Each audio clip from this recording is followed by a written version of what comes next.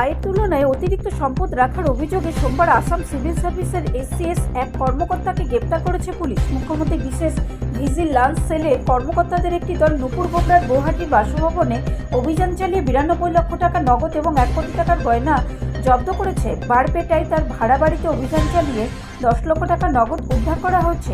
2019 সালে আসাম সিভিল সার্ভিসে যোগদানকারী গোলাঘাটের বাসিন্দা নুপুর বোবরা বর্তমানে কামরূপ জেলার বড়ইমারিতে সার্কেল অফিসার হিসেবে নিযুক্ত ছিলেন।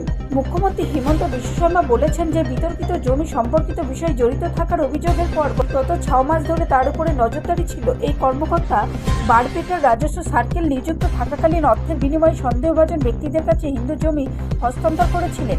আমরা তার বিরুদ্ধে কঠোর ব্যবস্থা নিচ্ছি, তিনি বলেন। মিস্টার শর্মা বলেন, সংখ্যালঘু অধ্যুষিত অঞ্চলগুলিতে রাজস্ব চক্রের ব্যাপক দুর্নীতি রয়েছে। ব্যুরো রিপোর্ট, রাষ্ট্রীয় প্রসার বাংলা।